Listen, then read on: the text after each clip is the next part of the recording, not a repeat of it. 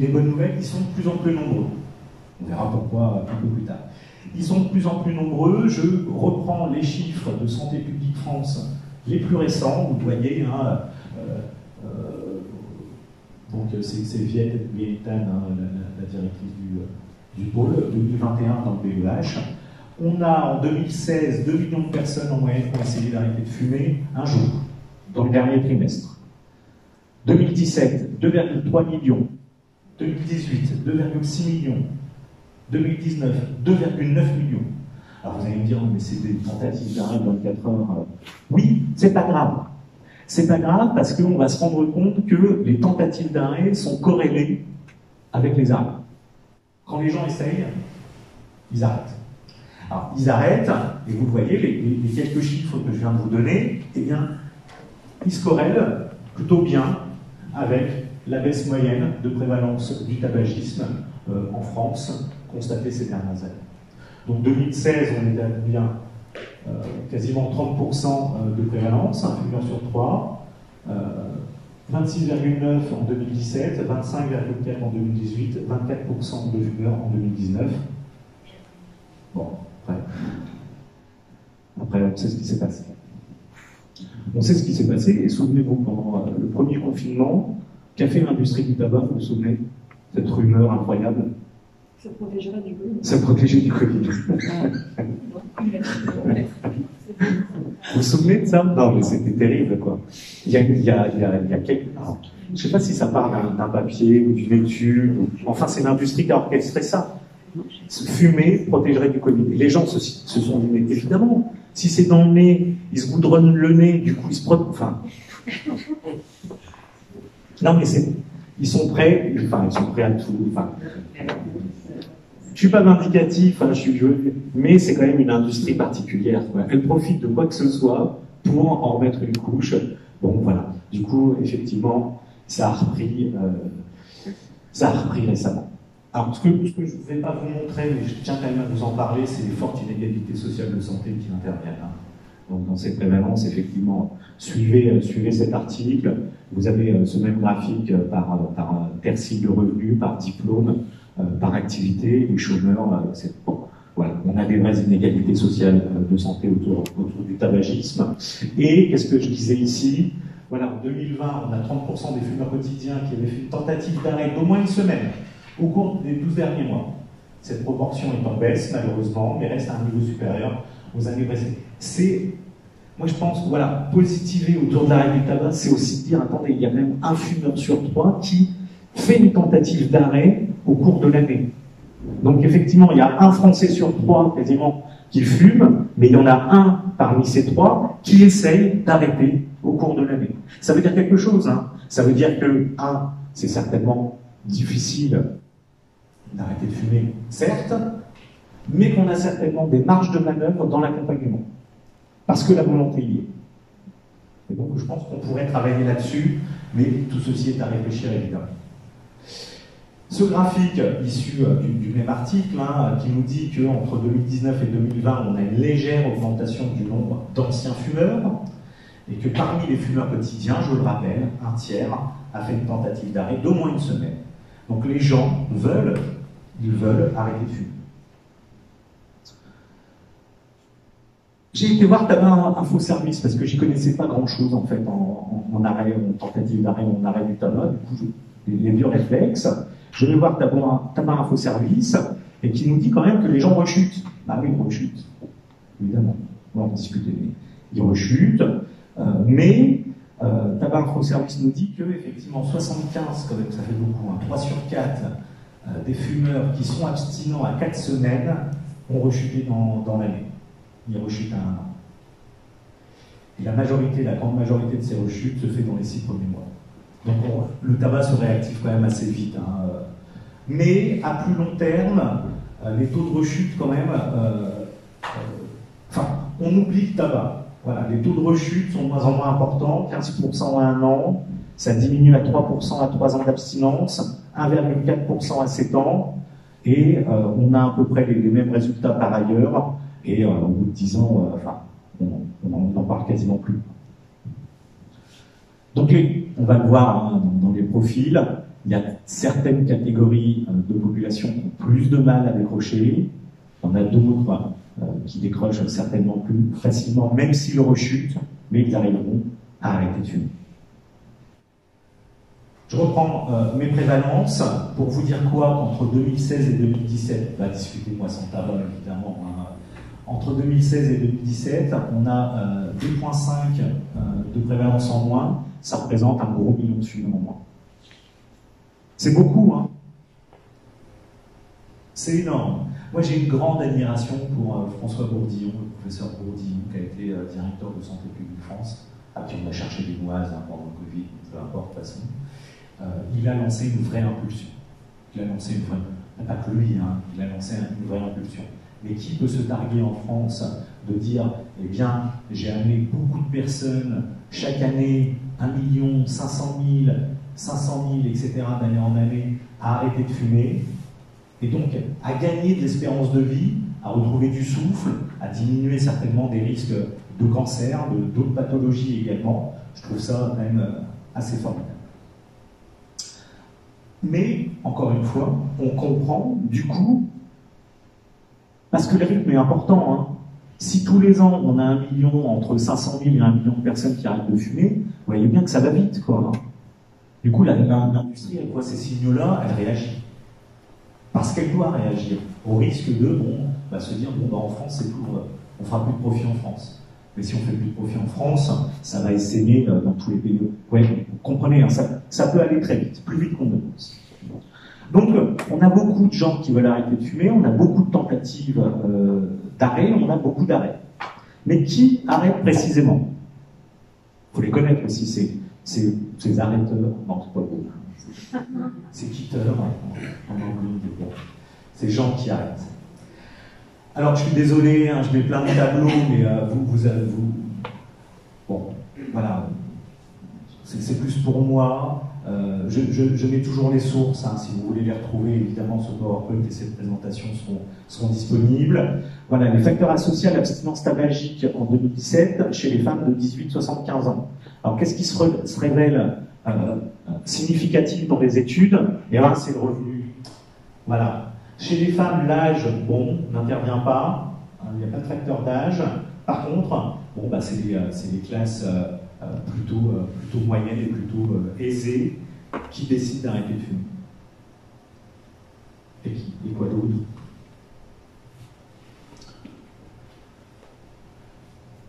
Plutôt obèses. Alors ça m'a interrogé quand même. Hein. Pourquoi des femmes d'un milieu relativement aisé, obèse, arrêteraient plus souvent que... Pourquoi ça ressort en fait? Je pense que ça ressort parce qu'il y a des problèmes de santé. Et que du coup, il y a cette conscience et il y a peut-être, on est confronté à des professionnels de santé. C'est pas l'obésité en tant que telle, c'est certainement tout le contexte alentour. Avec certainement cette idée de la nicotine étant anorexigène, voilà. Il y a certainement un truc là-dessus qui reste à creuser, hein, c'est pas clairement explicité dans l'article non plus, mais l'obésité ressort. Et de la même manière, chez les hommes, eh bien, on a l'âge. Ça, c'est une variable qui ressort toujours très fortement. L'âge, alors ici, vous voyez, les 50 ans et plus sont plus enclins par rapport aux autres à être abstinents du tabac. Et qu'est-ce qui ressort aussi chez eux? Effectivement, le surpoids et l'obésité. Bon, c'est monsieur qui s'inquiète à la cinquantaine, hein, enfin...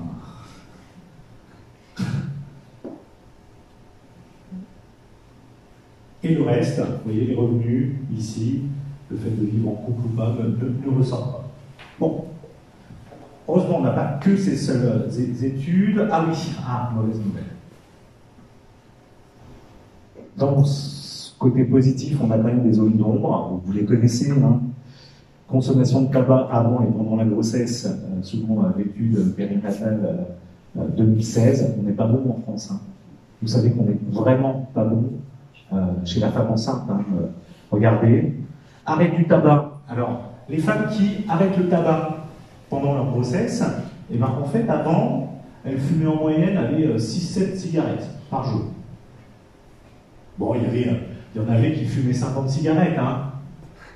D'accord? Non, mais c'est fou, hein. Mais bon, c'est des outliers, ce qu'on appelle des outliers.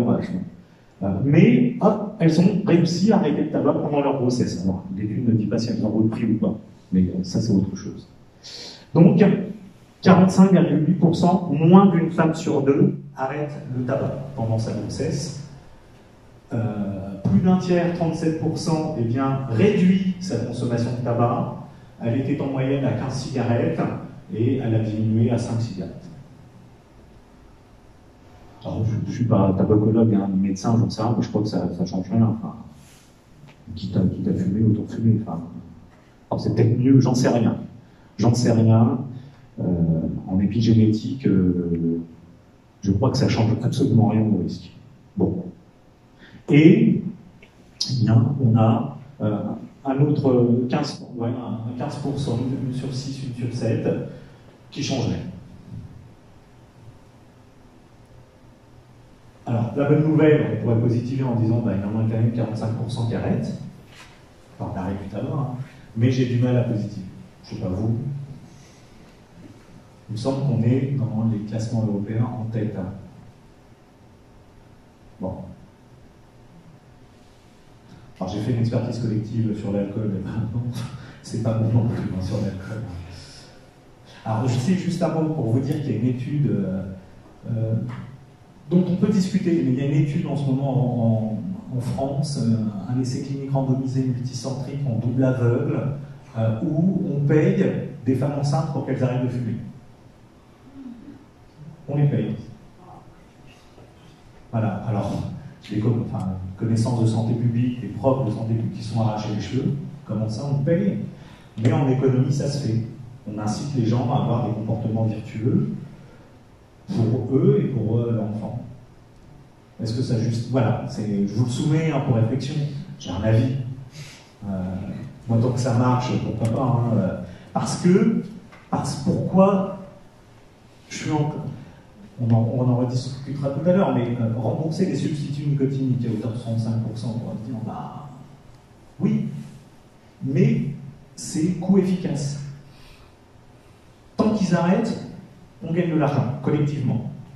Une femme qui arrête de fumer, même si on la paye, c'est pas grave, ça nous coûte toujours moins qu'un bébé en petit poids, ça nous coûte toujours moins, ça nous rapporte. Donc, pourquoi pas inciter les gens à arrêter de fumer en les payant. Moi, je crois. Plutôt.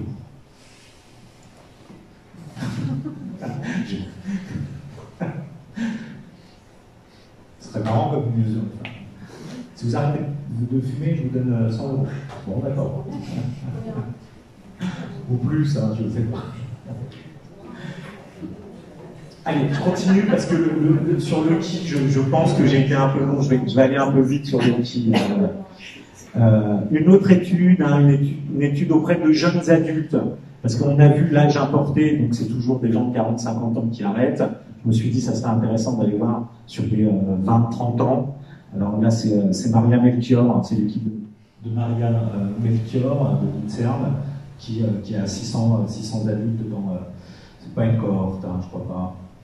Alors qu'est-ce qu'ils nous disent? Les facteurs associés avec les trajectoires tabagiques. Je me suis concentré sur le quitting, hein, sur l'arrêt du tabac. Qu'est-ce qui ressort? Bon, bah, le profil, dans son étude, c'est une femme âgée de plus de 30 ans.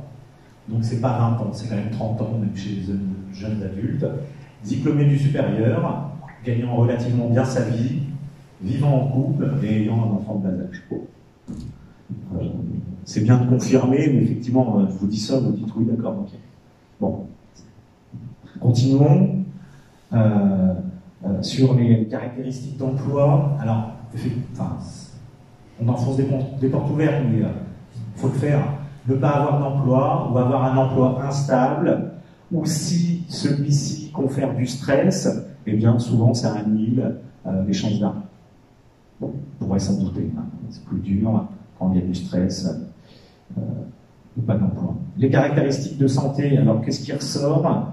Eh bien, avoir actuellement ou avoir eu une personnalité, alors je ne sais pas comment elle l'a définie, mais peu importe, une personnalité antisociale lors de sa jeunesse, ou avoir des symptômes d'hyperactivité ou d'inattention, ça diminue encore une fois les probabilités d'arrêt du tabac. Et finalement, Alors, consommer des drogues illicites, on pense bien sûr à la même chose, hein, ou l'abus d'alcool, ou des jeux d'argent, ou des jeux vidéo, arrête, n'abusant pas. Voilà. Ceux qui n'abusent pas des drogues illicites, des jeux d'argent ou des jeux vidéo, arrêtent le tabac plus souvent que les autres. Bon, sur le cannabis, je suis un fervent défenseur de la cigarette électronique, du cannabis, enfin, on arrête c'est franco-français, le mélange tabac-cannabis. Hein. Sur les événements de vie, on peut s'en douter aussi, les événements négatifs durant la vie, alors avoir été victime de harcèlement ou de violence au cours des 12 derniers mois, avoir manqué d'attention durant son enfance, s'être séparé de sa compagne ou de son compagnon au cours des 12 derniers mois ne favorise pas l'arrêt du tabac. Donc tout ça, vous me dites, oui, bon, d'accord, ok, est-ce qu'on a besoin d'une grosse étude de bio là-dessus? Non, mais ça signifie qu'il y a des profils et des fenêtres. Voilà. Je pense que ça a été des tabacologues. Madame, ça va dans votre vie personnelle? Ah ben non, j'ai quitté mon conjoint, il est arrivé. Là, peut-être prendre des choses un peu autres. Voilà, combien, qui, alors pourquoi, encore une fois, j'enfonce des portes ouvertes. Évidemment, voilà, les bénéfices de l'arrêt du tabac sont conséquents. Je vais aller vite, il ne faut pas tout dire, mais sur le poumon, bon, les bénéfices sont sensibles, même si peut-être pas tant que ça. Sur le larynx, voilà, le risque de cancer du larynx est considérablement réduit chez les anciens fumeurs par comparaison avec les personnes qui continuent de fumer. Pareil pour la qualité buccale et le pharynx, idem pour l'œsophage, pareil pour l'estomac, le pancréas, bref, même si les risques ne retrouvent pas leur niveau d'un non-fumeur, arrêter le tabac diminue les risques de cancer, de quasiment tous les cancers. On ne revient pas à zéro, mais ça diminue. Vous connaissez certainement cette cohorte, c'est la cohorte de Beto, médecin britannique, hein, voilà. Bon, ben, en termes de mortalité, alors c'est que les hommes hein, dans cette cohorte, eh bien, bon, ben, prenons à 75 ans, la quasi-totalité, mais quasiment 20%, entre 15 et 20% des gens qui meurent à 75 ans ont continué de fumer. Ceux qui ont arrêté à l'âge de 50 ans, à l'âge de 30 ans, n'ont jamais fumé. Vous remarquez que les courbes, quand même, partent très vite. Hein. Dès 50 ans, l'écart commence déjà à se creuser. Le tabac est responsable chez les 75 ans britanniques de 15%, 15-20% de la mortalité. Et ceux qui ont arrêté de fumer, eh bien, ont un vrai différentiel avec ceux qui continuent, évidemment. Ce qui est plutôt encourageant. Alors, sur les motivations d'arrêt, outre les bénéfices à l'arrêt, les bénéfices en matière de santé, eh bien, les gens nous disent ça coûte cher. Évidemment. Moi, mon meilleur ami était un fumeur, mais bon, peu importe, il fumait vraiment beaucoup. Il a suffi qu'il décide de vivre en Angleterre lorsque le paquet était déjà à 10 livres pour arrêter de fumer. C'est une vraie motivation. Voilà. Les problèmes, enfin les questions sociales, effectivement, hein, se retrouver seul dehors quand il fait moins 5 degrés alors que les copains continuent la fête. Bon. L'image négative, la peur, vous voyez, la peur de la maladie ou de la mort, on y reviendra, mais c'est ce qui me fait dire que sur les paquets de cigarettes, il faut peut-être changer quelque chose, quoi. Parce que les gens, c'est pas les gens, suffit que vous ayez dans vos répondants des adolescents ou des gens de moins de 25 ans, la maladie ou la mort, oh là là, moi, mes étudiants, l'horizon temporel qu'ils ont, c'est le week-end, hein. Je suis méchant, je les adore, et quand je leur dis ça, ça me fait rigoler quand même. Leur horizon, qu'est-ce que tu fais ce week-end? Ben, bon, ok. Voilà. Encore des gros tableaux pour vous dire qu'effectivement, alors là c'est Anne-Laurence Lefaou, dans sa cohorte de le centre de consultation de tabacologie. Anne-Laurent, c'est le présidente de la Société française de tabacologie, me semble-t-il. Voilà, les motivations qui favorisent l'arrêt, c'est la pression des autres, donner un bon exemple aux autres, vivre dans un environnement sans tabac, les images négatives du tabac, et faire référence à des amis ou la famille pour expliquer sa motivation. Les problèmes, enfin, les sujets de santé sont aussi significatifs dans l'abstinence, et les conseils de médecins ou de staff médical.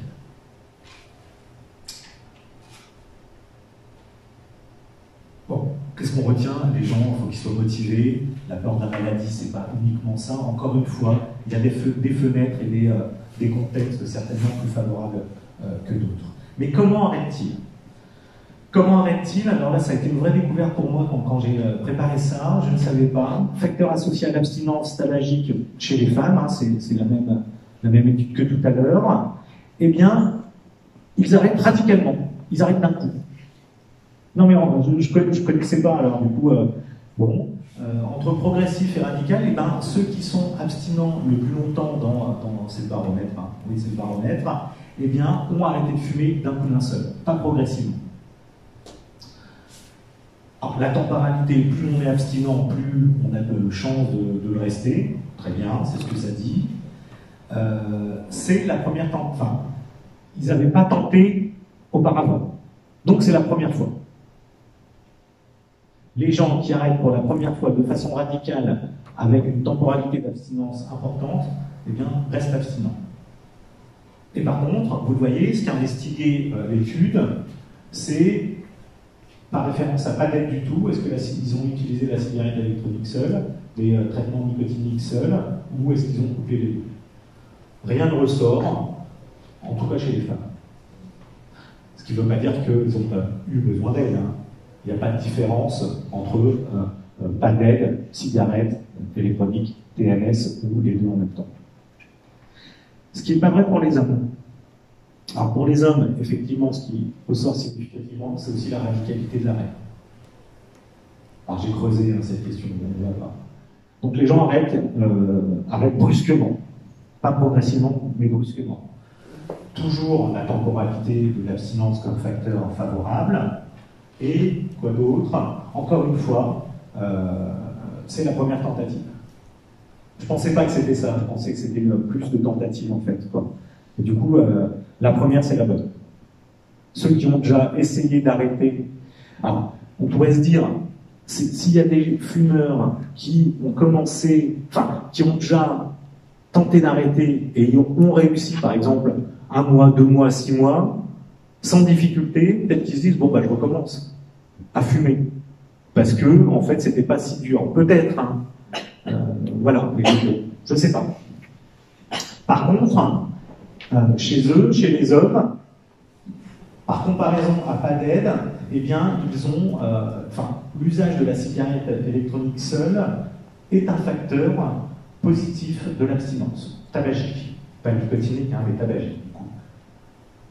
De même que la cigarette électronique et les traitements de substitution. Alors c'est ce qui ressort du baromètre, c'est très controversé, parce que c'est pas scientifiquement des preuves les plus robustes, mais la cigarette électronique en France serait quand même utilisée, tout au conditionnel, hein, comme un outil d'aide au sevrage tabagique. Ce qui n'est pas vrai dans d'autres pays, je pense particulièrement aux États-Unis. Aux États-Unis, c'est une vraie épidémie. Enfin, voilà, on a. Je ne vais pas vous dévoiler de secret parce qu'on va arrêter d'en parler maintenant, mais il y a un prochain avis du Haut Conseil de la santé publique qui va sortir sur cette question et qui est encore une fois. J'ai piloté j'ai piloté le dernier, j'ai participé au premier. Le troisième, là, est encore une fois un peu embêté. On ne sait pas comment faire, en fait. On ne sait pas comment faire, et quand on auditionne certains tabacologues, ils nous disent qu'eux, ils conseillent, quoi. J'ai vu une tabacologue un jour qui me dit « Non, mais moi, si je vois une femme enceinte qui vraiment n'y arrive pas, je lui mets une gomme dans la bouche, je lui mets un patch sur l'épaule et je lui donne une cigarette électronique. Et je la bourre de nicotine et on va travailler. Évidemment, il n'y a aucune recommandation de la HMS. Bon. Donc vous voyez, les hommes quand même arrêtent brusquement dans la temporalité, pour la première fois, avec quelques béquilles significatives, cigarette électronique seule ou cigarette électronique plus traitement de nicotinique. Je ne sais plus. Voilà. Parce que les plus difficiles à faire arrêter, ce sont les quitteurs, les quitters. Je ne sais pas comment les appeler. Ce sont eux qui sont les plus difficiles à faire arrêter. Et dans une autre étude d'Anne-Laurence Lefaou, vous le voyez, eh bien, elle nous dit qu'en fait, ils ont besoin de plus de prescriptions de traitement nicotinique. Alors là, en l'occurrence, ce qui sortait dans l'étude, c'était de la varenicline. Mais surtout, vous le voyez, ils ont besoin d'une prise en charge plus importante, avec un nombre de sessions chez le tabacologue plus important. Il faut les accompagner, quoi, grosso modo. Donc, soit les gens arrêtent brusquement, c'est la grande majorité des cas. L'autre majorité arrête progressivement, mais a vraiment du mal à décrocher. Non, c'est plutôt, voilà, j'apprends des choses. C'est plutôt étonnant, mais vous le voyez bien, toutes les études là, que je viens de vous montrer sont françaises. On a une recherche scientifique, épidémiologique et médicale sur le sujet plutôt bien étoffée. Je pensais, quand j'ai commencé à préparer cette intervention, que j'allais aller voir beaucoup d'études, mais en fait non. Non, on est plutôt... on a les connaissances. Et les connaissances, elles permettent, aujourd'hui, mon discours n'est pas finalisé, n'est pas très cohérent, mais elles permettent de dégager un profil, de voir comment, et de cibler peut-être des populations difficiles dans ces tentatives d'arrêt, dans cet arrêt du tabagisme. Il faudrait creuser cette revue de littérature, évidemment. Je finis, pas tout à fait, je finis par 3 politiques publiques qui favorisent ces tentatives d'arrêt et qui, par corrélation, vont favoriser l'arrêt du tabac. Je vais aller très vite sur la prise en charge et les substituts. Alors, très vite, simplement pour vous dire quoi, que effectivement, la super révolution française, elle est quand même là, même si on a vendu énormément, vous voyez, progressivement, surtout toutes les années 2000, des ventes de traitement d'aide à l'arrêt. Bon, le vrai boost, alors il était par ici, je ne sais plus trop, sur le forfait à 50 € premièrement, à 150 € par la suite, et aujourd'hui, un remboursement par l'assurance maladie en hauteur de 65%.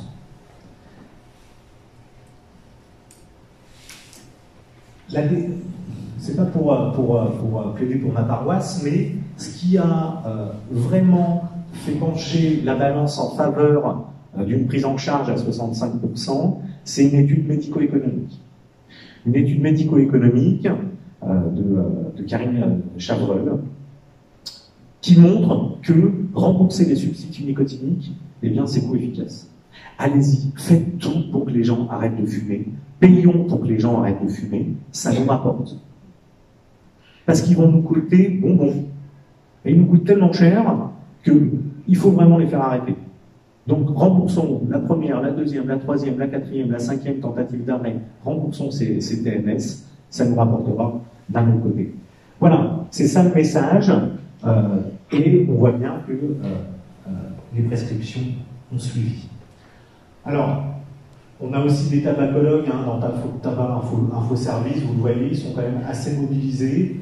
Je vous ai mis effectivement les données annuelles, mais quand vous prenez les données mensuelles, vous avez toujours des pics d'activité en janvier et en septembre. mais c'est risible, mais en même temps, on commence, parce que mon but c'est toujours de voir qui, comment, pourquoi, et là c'est quand. Donc effectivement,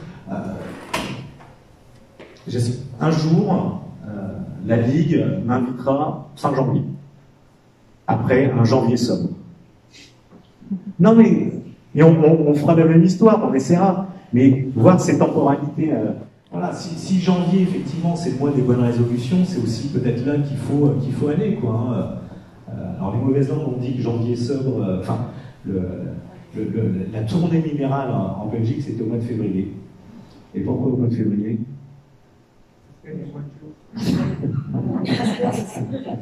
C'est les mauvaises langues qui disent ça. C'est le petit mois, effectivement. Donc, prise en charge et substitut, on pourrait aussi se poser la question de pourquoi on n'a pas commencé le remboursement à 65% pendant qu'est-ce qui s'est passé ces années-là, 2003-2004, vous savez? Le plan cancer, Jacques Chirac. Et là, les taxes sur le tabac prennent à 35%. Et quand les taxes sur le tabac prennent 35%, mais bon, on a deux. Les gens appellent tout de suite là-bas Infoservice, comment je fais pour arrêter? Tout est lié, hein? Tout est lié. Alors Jacques Chirac, c'est le plan cancer, c'est la lutte contre le tabac. L'autre grande victoire de santé publique, alors peut-être nous faire des ennemis, mais c'est la sécurité routière. Voilà. Oui, les radars sur les routes de France, vous avez la mortalité à 30 jours qui fait ça. Ah, le mois sans tabac. Ben, le mois sans tabac. En novembre, on arrête ensemble. Vous connaissez tous ce que c'est. Effectivement, c'est un challenge, hein. C'est un pari, mais c'est de la santé communautaire finalement. On est ensemble, on se soutient. On a effectivement des petits kits, des petites techniques. Je disais à Virginie tout à l'heure qu'une année, j'avais écrit des cartes postales dans le cadre du mois sans tabac. J'écrivais des cartes postales à des gens que je ne connaissais pas, mais je leur disais continuez, courage, on vous soutient, et les gens reçoivent ça chez eux. Enfin, c'est magique. On sait que ça va être un peu dur, hein, mais que c'est gérable, et voilà, avec du soutien, on y arrive. On y arrive tellement que, je reprends l'article du BEH de tout à l'heure, eh bien, une fraction non négligeable des tentatives d'arrêt sont attribuables au mois sans tabac. Donc regardez, nombre de tentatives d'arrêt 24 heures attribuables à mois sans tabac, 2016, 2017, 2018, 2019, bon ça a un peu stagné, mais ça a augmenté quand même, alors que le nombre d'inscrits est inférieur.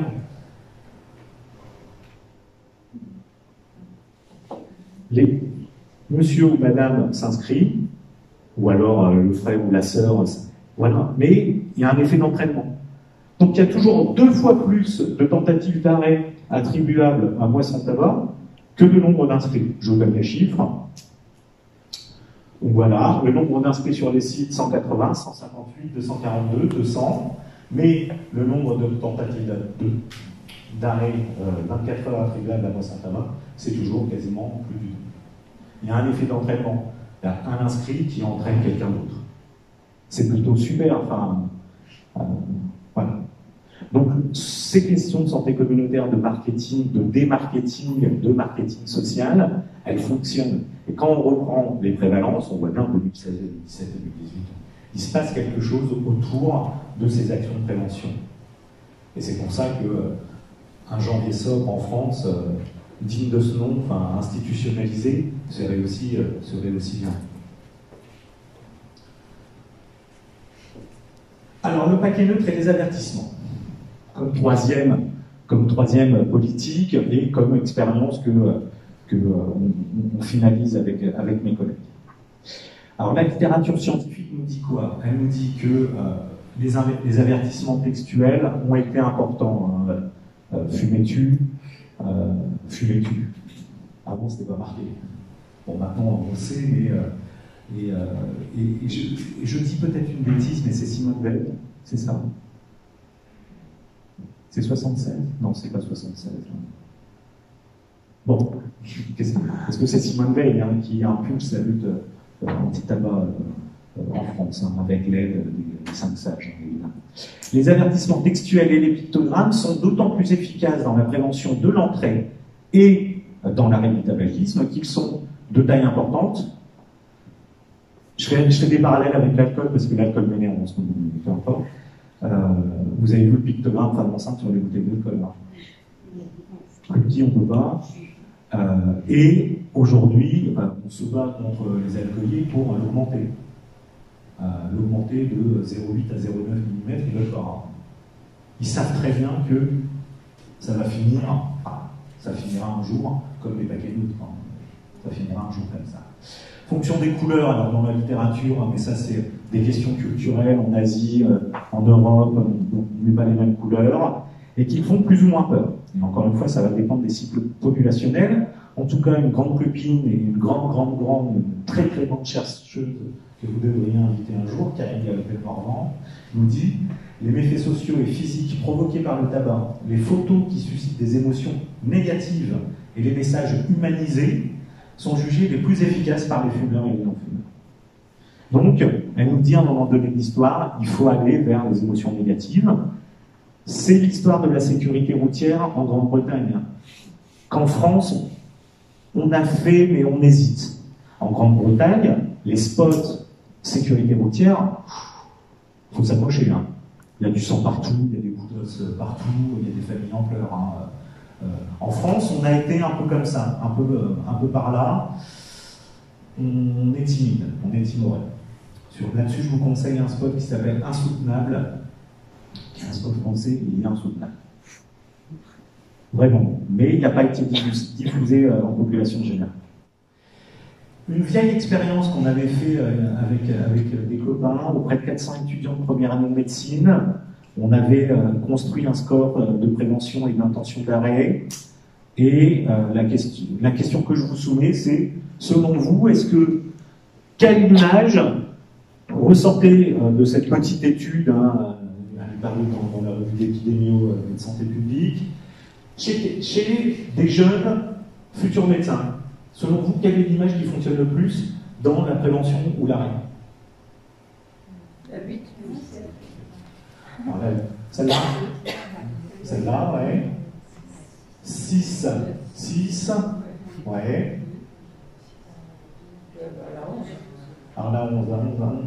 Celle-là, ouais. Alors, on discute. Hein. Elle est moche, hein, celle-là. Et la mort est une femme. Bon, elle est très spéciale, celle-là. Je ne sais pas qui l'a vendue, mais... eh bien, ceux qui ont dit, effectivement, alors c'est dans notre étude hein, qui a été publiée, hein, voilà, c'est ça qui est ressorti. Alors au début, on est économiste, alors on s'amuse, mais on n'a pas d'interprétation, en fait. Donc, on va voir Karine, on lui dit, Karine, pourquoi c'est celle-là qui ressort? Elle me dit, mais t'as déjà essayé de draguer avec des gens comme ça? Ah oui. Donc c'est pas la peur de la maladie ni de quoi que ce soit, c'est les relations sociales. Quand on a 18-20 ans et qu'on voit un truc comme ça, on se dit oui, enfin, ou alors on fait longtemps ou alors faut aimer, je ne sais pas, mais bref. Donc voilà ce qui est ressorti, mais pour d'autres raisons que la peur de la maladie ou voilà. Et ça nous incite, encore une fois avec mes collègues, à aller vers d'autres choses. Avant cela, je vous le disais, Karine est une grande chercheuse reconnue internationalement parce que c'est une des premières à avoir évalué scientifiquement le paquet neutre. Vous savez que la France est le deuxième pays à l'avoir adopté, après l'Australie. Alors, elle a soumis au jugement d'un nombre conséquent de fumeurs et non-fumeurs des paquets de Marlboro, avec un picto et un avertissement, des paquets neutres avec du texte, et des paquets neutres avec du texte et un picto. Bon, bah, sans surprise, non, parce qu'il fallait encore le montrer. En termes d'émotions négatives, les gens devaient se prononcer sur est-ce que ça génère en vous des émotions négatives. Donc, non, pas trop. Oui, un peu plus. Oui, plus que le paquet commercial sans pictogramme. Mais effectivement, neutre et avec un picto pas très beau, hein, c'est un monsieur avec une tumeur à la gorge, bon, bah, ça génère beaucoup d'émotions négatives, c'est les faire chercher. Et en même temps, l'autre résultat significatif, il concernait l'attractivité du paquet. Parce que c'est ça hein, qu'on fait, on démarkete le marketing. Et bien, effectivement, ce paquet-là a été jugé plutôt attractif, celui-là un peu moins, à cause du pictogramme.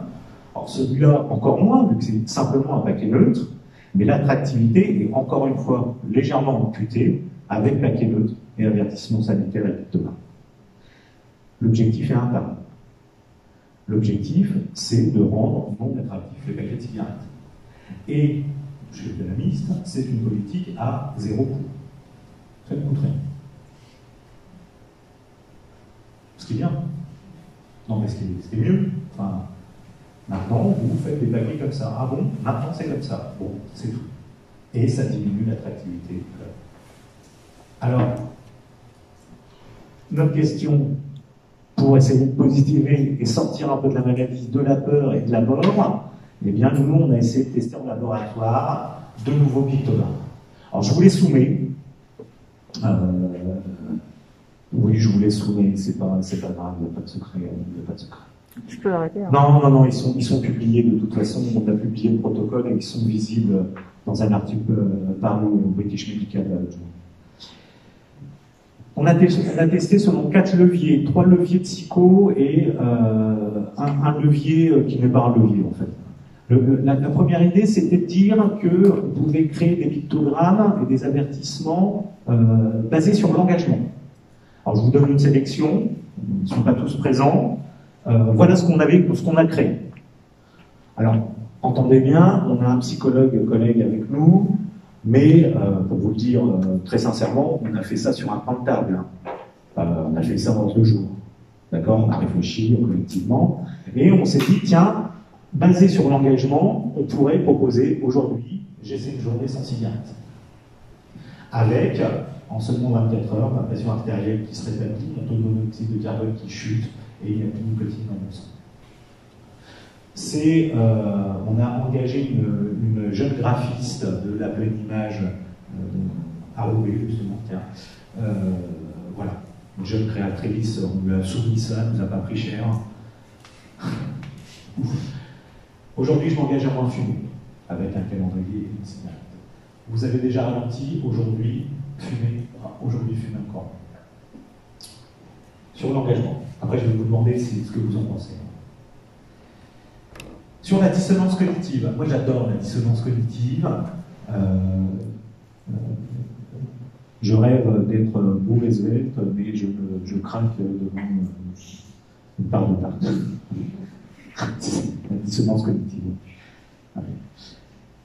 Et en matière de tabac, ça se traduit, on l'a traduit comme ça. Votre santé est importante, alors pourquoi fumer? Vous souhaitez rester en bonne santé, vous pouvez vous passer de cette cigarette. Vous pensez à ralentir ou arrêter de fumer, alors pourquoi prenez-vous cette cigarette? Je ne sais pas si ça interpelle, hein, mais on l'a testé. Je ne sais pas ce que vous en pensez. 3e levier psycho, plus se tourner vers l'incapacité d'agir, l'empowerment. C'est plus simple à dire, l'empowerment. Alors l'empowerment, pourquoi pas, et on a testé ça. Sur un ton plutôt affirmatif, vous pouvez arrêter. Vous pouvez arrêter. Les gens se font un monde, je pense, de l'arrêt du tabac. Alors, leur dire « vous pouvez arrêter », peut-être que. L'arrêt du tabac n'est pas insurmontable. Encore une fois, c'est faisable, c'est possible. Votre volonté et du soutien, parce que l'empowerment, c'est quand même quelque chose de collectif, hein. Votre volonté et du soutien, voilà. Pendant un mois sans tabac, on fait un picto comme ça, un avertissement et un picto comme ça. Peut-être que vous voyez bien que tous les pictos sont positifs. On en appelle à autre chose. Hein. On a voulu tester ça. Et finalement, on a testé la réduction des risques avec des messages « fumez moins, vapotez plus tôt ». L'envie va passer. C'est à la nicotine que vous êtes dépendant, pas au tabac. Changez. Alors, on a eu des critiques. Hein. Ces pictogrammes, on en a fait une masse. Pour les sélectionner, je les ai soumis à 50 experts français, anonymes, hein, enfin, dans un cadre où ils devaient cliquer. Voilà, ils ont sélectionné. Après, ils savaient que c'est moi qui leur envoyé. Après, j'ai vu quelques. Enfin, voilà. Bon. Voilà. Alors quoi? On a comparé tout cela aux paquets commerciaux classiques, aux paquets neutres existants, à des paquets neutres sans avertissement sanitaire. On est économiste dans mon équipe, alors la mesure d'efficacité, et c'est ça la nouveauté scientifique, en fait c'est une disposition à payer. On a 870 individus, on leur a donné de mémoire 25 ou 30 € pour les dédommager d'avoir participé à cette expérience. Par contre, à la fin de l'expérience, on leur dit, voilà, est-ce que vous voulez acheter un livre de méthode d'arrêt du tabac pour les fumeurs, ou est-ce que vous voulez faire un don à une association, et c'était la Fondation du Souffle. Et en fonction de ce qu'ils nous disent, en fonction de l'argent qu'ils consentent à donner, en fonction des pictogrammes auxquels ils ont été confrontés, eh bien, c'est notre mesure d'efficacité. Dit autrement, c'est pas du déclaratif, c'est pas les gens qui vous disent « Ah, celui-là, il m'a l'air très très bien, super ». C'est, en moyenne, est-ce que les gens donnent plus d'argent quand ils ont été confrontés à ça plutôt qu'à autre chose? C'est la disposition à payer qui révèle l'efficacité de nos pictogrammes. C'est ça la nouveauté. Alors selon vous, engagement, dissonance, empowerment, réduction des risques, ou paquet, neutre, avec un message encore, on l'a dit, qu'est-ce qui marche le mieux selon vous? La maladie, pour moi. Vous avez raison, madame. Oui. Alors c'est la recherche, des fois on tourne de bien haut. Bon, non, ce qui marche le mieux, c'est toujours la même chose. Alors, je vous avoue, on fait les traitements. Bon, ok. Alors pour vous dire, en plus, la petite histoire, c'est qu'on devait le faire en laboratoire in situ. Il y a une crise qui passe par là. On se casse la tête pour programmer des trucs sur Internet pour faire de la passation en ligne. Ça nous a pris un an, hein, enfin. Et puis bon, les résultats, c'est que non, il faut rien toucher. Alors, oui, on est déçu, mais c'est quand même réconfortant. Ça veut dire qu'on a le bon outil quand même qui est dans les mains des gens. Mais comme on est un peu têtu quand même, sur des sous-groupes populationnels, on trouve une efficacité supérieure pour l'engagement. Et ces sous-groupes sont les hommes. Et plus particulièrement, les hommes non-fumeurs qui sont plus enclins que la moyenne à prendre des risques. Chez cette catégorie d'individus, le levier engagement marcherait mieux. Encore une fois, c'est des conditions. Marcherait mieux. Alors, il faut qu'on explique encore tout ça. Mais on voit bien qu'il y a certainement d'autres messages, d'autres pictogrammes à imaginer. Pensez-vous qu'une personne qui va arrêter de fumer va dire bah oui, mais j'arrête de fumer, mais je vais grossir, parce que ça, on l'entend beaucoup autour de nous. Bien sûr. Donc, est-ce que, parce que ça n'a pas tout été évoqué, peut-être que s'il y a des gens qui disent tiens, j'arrête de fumer, mais je vais grossir. Alors, c'est vrai que c'est. Ouais. Je ne sais pas si c'est vrai, mais apparemment, c'est souvent. Oui, absolument. Il faut aller par là. Vous avez, j'ai pas, enfin, on discute, hein, oui. Sur un paquet de tabac, vous n'allez pas grossir, ou pris en charge convenablement, vous n'allez pas prendre de poids. Quelque chose comme ça, bien sûr. Oui, bien sûr. Absolument. Absolument. Aujourd'hui, il y a 4 ou 5 articles scientifiques qui viennent d'être récemment publiés et qui vont dans le même sens que nous. Dans le même sens, c'est-à-dire à essayer de chercher d'autres messages, d'autres façons de communiquer. Voilà. Ça va venir. Je pense que vous avez raison, ça va venir. Allez, en conclusion, j'ai commencé à l'OFDT, je vous raconte ça quand même, parce que c'est drôle. J'ai commencé à l'OFDT après ma thèse, en remplacement avec une jeune maternité. J'y suis resté quelques années après, c'est pas le congé qui a duré aussi longtemps. Je m'installe à mon bureau et je vois un petit monsieur qui vient me voir et qui me dit « Mais c'est vous le nouveau chargé d'études ?» Oui. Ça vous dirait d'aller faire les poubelles? Non. Jusque-là, non. Et en fait, ce monsieur, c'était Claude Gau. Je ne sais pas si vous connaissez, qui est un initiateur de la lutte anti-tabac, qui a été voir Simone Veil avec d'autres, avec M. Hirsch. Voilà. Et il m'a emmené dans une déchetterie et on a collecté des paquets de cigarettes usagées pendant 3 jours, c'était grand. Mais la Convention cadre de lutte anti-tabac venait d'être signée, qui nous donnait des outils de politique publique, des moyens. 15 ans plus tard, on a une batterie, on a plein de nouveaux outils qui sont meilleurs, qui sont plus efficaces. Je pense, encore une fois, au mois sans tabac. Il y a 15 ans, on n'avait pas ça, on n'imaginait même pas. Le marketing social, le paquet neutre. Mais on ne se serait pas dit, tiens, il est possible de démarketer l'industrie du... Ben oui, c'est possible. On leur dit, faites un paquet neutre, et point. Voilà. Et donc, on a ces nouvelles choses qui arrivent. Aujourd'hui, d'un point de vue financier, d'un point de vue ressources humaines, l'industrie du tabac montre des signes d'affaiblissement. Les jeunes sont de plus en plus réticents à travailler pour le tabac. Les investisseurs sur les marchés financiers sont de plus en plus réticents à investir dans les compagnies de tabac. Elles sentent leur rentabilité diminuer, leur fin pas proche, mais leurs jours sont comptés, me semble-t-il. Et c'est pour ça, je pense qu'on doit rester vigilant, mais qu'à un moment donné, on peut positiver aussi contre l'arrêt du tabac. Et je vous remercie beaucoup.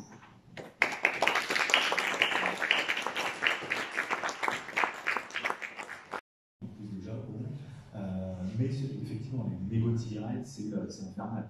C'est infernal. Ça bouge les conduites.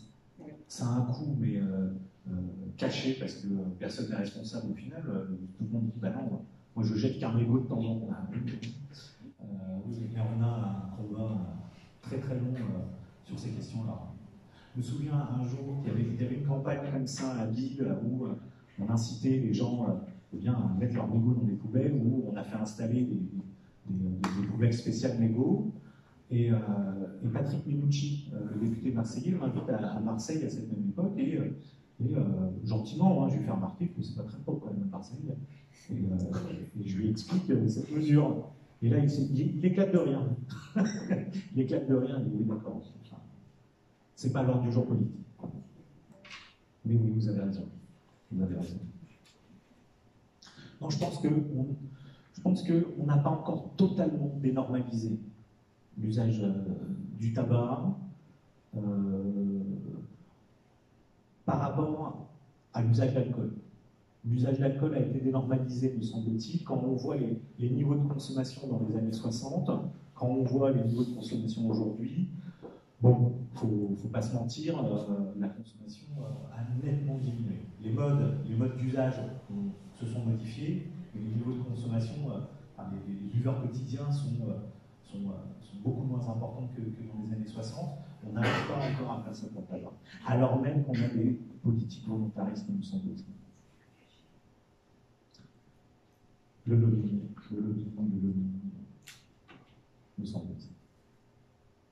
Au niveau des stratégies de l'industrie du tabac, il y a une étude qui a été financée par la Ligue au niveau national sur le cinéma en fait. Et comment les industriels se servent du cinéma pour inciter les jeunes à fumer. Alors après, je ne sais pas si toi tu as des éléments là-dessus, mais aujourd'hui on n'a pas le droit de voir de paquets de cigarettes avec une marque. Par contre, ça fume tout le temps, quoi. Dans les films français, ça fume tout le temps, tout le temps, tout le temps. Et en fait, les industriels financent les films. Mais on ne voit pas Marlboro, il n'y a pas de marque, mais ça fume tout le temps. Et la Ligue, je crois qu'elle fléchit notamment les films de Guillaume Canet.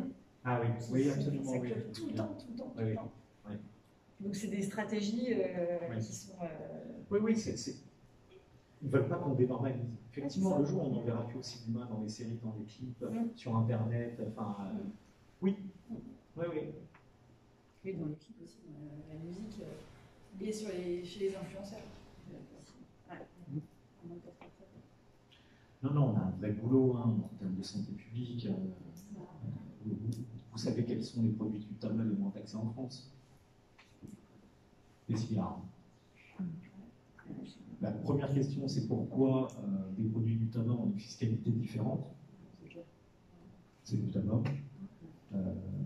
Mais pour encore une fois avoir travaillé récemment sur l'alcool, le vin en France n'est pas taxé. La bière a été détaxée. Pourquoi est-ce qu'on a des microbrasseries qui ont poussé ces 10 dernières années? J'ai même une brasserie de quartier, moi, chez moi. Il y a des microbrasseries partout. Pourquoi? On a détaxé la fiscalité sur les brasseries de moins de 200 millilitres par an. Pardon? Axel Kahn était contre. Bien sûr. Mais vous voyez bien qu'avec les mesures fiscales, on fait naître une industrie. Mais l'inverse, c'est aussi vrai. Avec les mesures fiscales, on fait diminuer les consommations. Bon, on a proposé récemment sur l'alcool, je dérive un peu, mais une taxation au gramme d'alcool pur, bon, comme en Écosse. L'Écosse s'est tiré de balle dans le pied au niveau industriel. Hein. Ils font du whisky à 40 degrés, ils taxent en fonction de la quantité d'alcool. Mais la France ne veut absolument pas en entendre parler. Bon. Et revoir sa taxation sur les produits du tabac non plus. Même si effectivement le prix a plutôt bien bougé là, ces derniers mois. Et les autres formes de tabac, du coup, le tabac chauffé. Tabac chauffé, alors tabac chauffé n'est pas taxé, très peu taxé, oui, oui. Alors dans la directive dont je vous parlais européenne, il est considéré comme un produit. C'est des produits connexes au tabac. C'est pas des produits du tabac, c'est des produits à part. Et c'est terrible. Hein. Et alors, bon, souvenez-vous la cigarette électronique. On a vu apparaître de la nicotine en vente libre. C'est ça maintenant, mais la réalité, c'est que c'est ça. Donc, je suis au Conseil de la santé publique à cette époque, on missionne un avis, je demande si quelqu'un de la Direction générale des douanes et des droits indirects peut venir, quelqu'un vient, et je lui demande pourquoi est-ce que la DGTDI ne s'est pas saisie de ce dossier, sachant qu'elle s'occupe des produits du tabac, et donc de la nicotine. La personne me répond qu'elle ne comprend pas la question que je lui pose. Alors je la reformule. Je lui dis écoutez, là on a de la nicotine en vente libre, alors que la nicotine est soit un médicament, donc des patchs, des substituts, soit du tabac. Et que dans l'un comme dans l'autre, soit elle est exonérée de taxes parce que c'est un médicament, elle est taxée selon un certain type particulier, soit elle est taxée comme les produits du tabac, plus de 80%, etc. Je me dis non, je ne comprends pas votre question. Bon. Ça veut dire qu'à un moment donné, l'État voit arriver des produits nicotinés et décide de ne rien faire. Alors que d'autres pays européens ont interdit les liquides nicotinés. Alors, c'est pas un mal, c'est pas un bien. En tout cas, c'est des questions qui doivent être posées, même si elles n'ont pas de réponse. Ça peut être bien si effectivement les vapoteurs se servent de la cigarette électronique pour arrêter le tabagisme. Mais en même temps, à l'époque, on ne savait pas trop si ça allait être plutôt une porte d'entrée ou comment allaient réagir les jeunes, etc., etc. Donc c'était un pari osé. Pour l'instant, je ne dirais pas qu'il est gagné, mais il est plutôt positif. Mais voilà, on ne sait pas. Oui. Oui, s'il vous plaît. Au niveau des cigarettes, on voit beaucoup les paquets de cigarettes, mais beaucoup de jeunes fument des roulés. Oui. Est-ce que c'est nocif que le reste Je ne pourrais pas vous répondre précisément. Je pense que c'est dans les mêmes sur risque que le tabac. Hein. Finalement, ça reste du tabac fumé. Hein. Ça n'a pas été assez taxé. Quand on a augmenté les taxes sur les cigarettes, il y a eu une substitution très importante vers du tabac roulé, parce que moins cher. Bon voilà, et du coup, on voit un paradoxe en économie. Quand la taxe augmente, les quantités vendues augmentent. Ce qui pose problème à un moment donné. Quoi. Mais oui, alors, plus que ça, j'irais même plus que ça, c'est tous les effets de report possibles et inimaginables que les gens engagent quand les taxes sur le tabac augmentent. Moi, j'habite tout près de la frontière belge. Imaginez, mes étudiants, c'est des pots. En fait, c'est des pots de 250-500 grammes de tabac qui ramènent.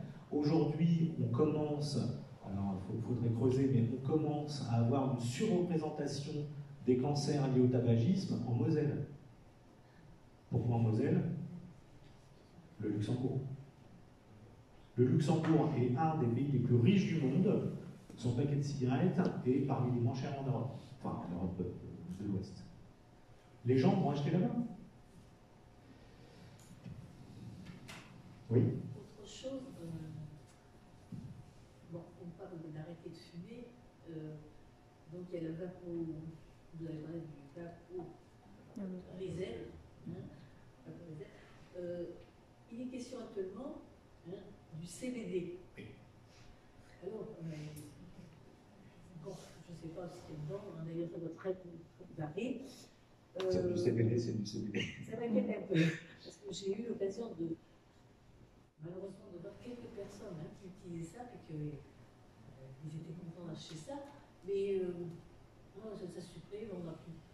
Mais au bout d'une heure ou 2 heures, quand j'ai vu ces personnes-là, je sentais qu'elles fondaient un peu. Alors, je veux bien croire que maintenant on les voit dans toutes les rues, hein, de magasins, mais moi, j'ai la chance, hein, on n'a pas fumé du tout, mais je suis inquiète mais surtout de tous ces jeunes, enfin jeunes, surtout, je côtoie des jeunes. Oui. Hein, et ils sont la question du CBD, elle est importante parce qu'elle va certainement structurer l'offre de cannabis légal qu'on aura un jour. Donc elle est importante à ce titre. Après, j'ai rencontré la semaine dernière un chargé d'études de l'Institut national de la consommation, 60 millions de consommateurs, qui ont fait une étude sur les CBD en France, vendus en France, qui l'a envoyé. Bon,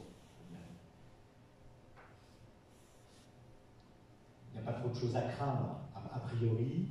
Le CBD n'est pas un stupéfiant, n'a pas d'effet psychoactif. Il est en ce moment testé à large échelle en essais cliniques pour différentes pathologies, à l'endométriose par exemple, mais d'autres pathologies. Comment vous dire, Nathalie Richard, qui est une policière qui s'occupe de la liste des stupéfiants en France, elle avait fait tester, il y a quelques années, il y avait eu une grosse polémique autour d'une cigarette électronique au CBD en France, c'était la première. Et du coup, elle l'avait fait tester. Bon, il y a du CBD, mais dans des proportions tellement. Il n'y a rien, en fait. En fait, il n'y a rien. En fait, les gens vont acheter des huiles, vont acheter des savons, vont acheter des crèmes, vont acheter des fleurs, vont acheter des tisanes. En fait, ça ne fait rien. Les dosages sont tellement faibles que les effets attendus de relaxation sont plus placebo qu'autre chose. Alors, ça, c'est la concentration de THC autorisée dans les produits du chanvre en France. Si vous êtes à 0,3% de THC, vous êtes considéré en possession de cannabis. Si vous êtes avec des produits dosés à moins de 0,2% de THC, c'est légal. On va vous embêter, mais c'est légal. Voilà. Le chanvre qui est cultivé dans nos champs contient moins de 0,2% de THC. Il peut contenir beaucoup de CBD, mais bon, le chanvre cultivé en France, il sert dans l'industrie, ça ne fait pas grand-chose. C'est une question délicate, hein, ces cannabis dit light, parce qu'on reprend le light par exemple, mais ça va conditionner effectivement le modèle d'offre de cannabis légal qu'on va avoir. Hein. Voilà. Alors, pour être transparent avec vous, j'y suis plutôt favorable à la légalisation du cannabis, mais alors dans un cadre hyper strict, sans publicité, sans marketing. Sauf qu'aujourd'hui, je me bats, c'est pour ça que je veux te signaler en entrée, avec le lobby du cannabis, qui commence à venir avec leur armée d'avocats, de marketeurs, de lobbyistes, de tout ce que vous voulez, et savoir-faire. Surtout qu'ils vont skier avec l'industrie du tabac. Enfin, comme vous disiez, on était apparemment en France, c'est très franco-français, vous avez dit de fumer du cannabis avec... Absolument, absolument. Mais il y a aussi un député qui a fait une proposition de légalisation du cannabis, en plus de la commission de la République en marche. Il y a eu 2 propositions de légalisation du cannabis à l'Assemblée cette année, dont l'une a été déposée par un député très sympa, hein, qui vient en renseignement, qui discute avec vous, mais quand vous checkez un peu son CV, c'est Bernard Ricard. C'est Bernard Ricard. Il est logisticien chez Bernard Ricard. Oui. Bon. Voilà.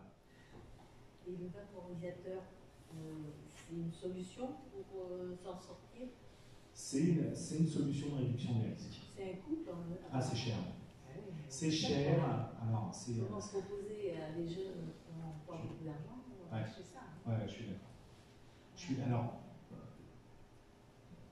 les usagers, plutôt âgés, qui vaporisent plutôt qu'ils ne fument, vous disent en plus qu'ils ne retrouvent pas les effets qu'ils attendent.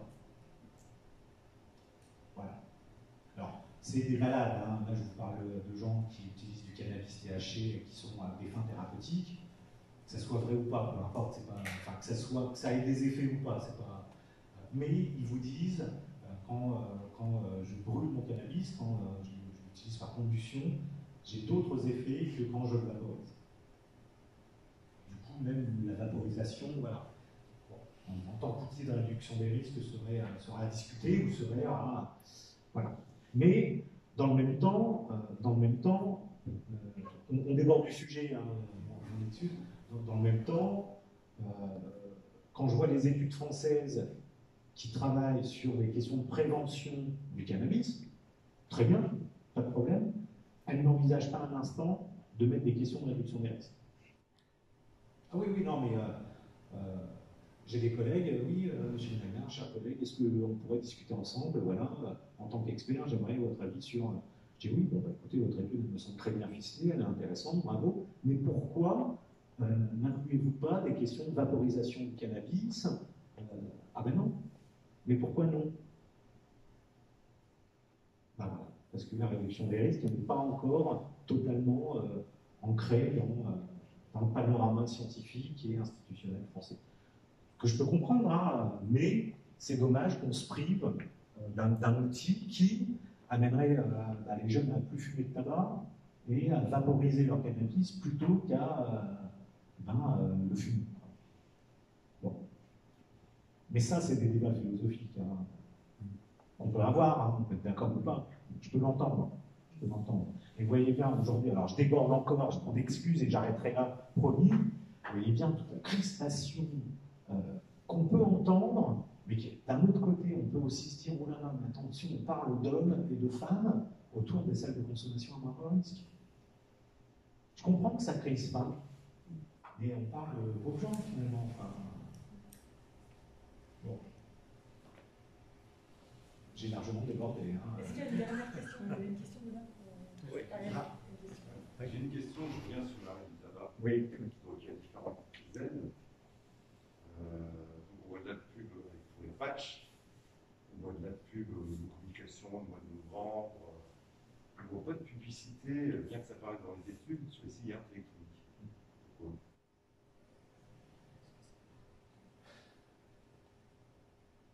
Alors, je pense qu'ils en font, par ailleurs, sans qu'on sache certainement. Il n'y a pas de publicité. C'est que ça interdit. C'est pas sans risque non plus, la cigarette électronique, on n'a pas non plus de recul, donc faire de la pub, quelque chose dont on n'a pas de recul et on ne sait pas clairement les effets. Cinéma, série, influenceurs. Oui, oui. Ils utilisent la même technique. Oui, c'est ça, oui, oui. Dans les oui. séries, cigarette électronique à fond, dans les séries françaises. Oui. Non, mais au conseil, alors ça n'a pas été repris, je vous dévoile quelques secrets, ça n'a pas été repris dans le troisième avis du Conseil de la santé publique, mais le deuxième, on avait émis l'idée de la création. Alors, on avait dit il faut informer les gens que ça pourrait être un moyen d'abstinence ou d'aide à l'arrêt, sans en faire publicité. Voilà les termes qu'on avait. Il faut informer les gens sans en faire publicité. On avait aussi émis l'idée de l'encadrement d'une cigarette électronique française remboursée par l'assurance maladie. Parce que les tabacologues, une partie des tabacologues s'en servent. Aujourd'hui, il y a des associations de réduction des risques, il y a des CARUD qui distribuent des cigarettes électroniques.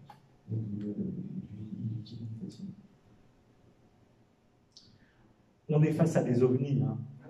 Ça nous pousse dans nos retranchements. Hein. Quand on taxe pas ce produit nicotiné, on est dans un flou artistique. Hein. Dans un flou artistique. Et effectivement, mes petits copains du CNCT qui sont beaucoup plus virulents que moi se disent c'est l'industrie du tabac, c'est le cheval de Troie, il faut absolument, radicalement, il ne faut pas autoriser, il ne faut pas permettre, c'est de la nicotine. Voilà, il faut le combattre. Et quand je leur dis, bah, attendez, on peut peut-être discuter, non, Christian, tu es naïf. Mais on croit, hein. Mais, et je les respecte. Voilà. Alors, est-ce que c'est un outil de réduction des risques? Ou est-ce que c'est la porte d'entrée de l'industrie cigarettière et son futur et son devenir? Oui aussi. C'est les deux en fait. Et c'est ça la difficulté. Et j'ajoute, et là peut-être qu'on terminera, ça nous pose scientifiquement des problèmes phénoménaux. Il n'y a pas un essai clinique randomisé en double multicentrique selon tous les canons de la science qui arrive à dire quoi que ce soit. Parce que les dosages sont différents, les saveurs sont différentes, le dispositif est différent, etc. etc. Voilà, on ne s'en sort plus. Épidémiologiquement, on ne s'en sort pas. Même Cochrane, Cochrane c'est la grande institution des preuves scientifiques établies, les Cochrane non plus sont critiqués. Dit autrement, si les Cochrane sont critiqués, c'est pas Benjamin Christian, petit économiste, même appuyé par le Conseil de la santé publique, qui va réussir à dire quelque chose. C'est pas possible. C'est compliqué. C'est pas vrai sur le tabac chauffé. Hein. Le tabac chauffé, c'est du tabac. Bon, ça c'est réglé, le tabac chauffé. Le tabac chauffé, vous regardez tous les articles scientifiques, la moitié, vous regardez l'intitulé des chercheurs, c'est l'industrie du tabac. Bon. Mais positivement. Oui, oui. Donc la cigarette électronique, en fait, ça aide ou ça déplace le problème? C'est beau. Les deux, parce que, enfin, pour avoir discuté avec le président de SOVAP, l'association de vapoteurs, à l'époque, qui m'expliquait que ça faisait 8 ans qu'il vapotait, je lui ai dit, bon, bah, c'est bien, vous avez 8 ans de tabagisme en moins, par contre, il faudrait peut-être un jour penser à arrêter la nicotine, quoi. Dit autrement, c'est bien, mais en même temps, s'il ne fume plus, autant qu'il ne vapote plus non plus. Enfin bon, c'est moindre mal, c'est la réduction des risques. C'est la réduction des risques. Mais on était au ministère de la Santé, hein, et il vapotait comme ça dans la salle de réunion.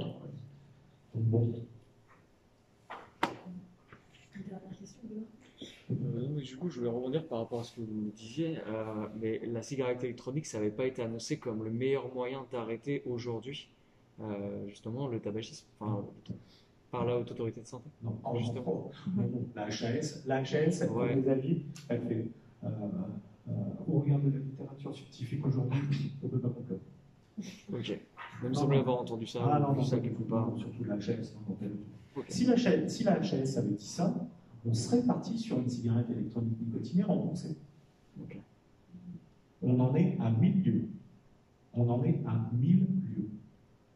Même si on a encore des tabacs qui font forcément auprès de populations qui n'arrivent pas à se voir. Voilà.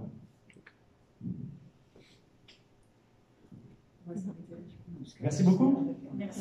Merci.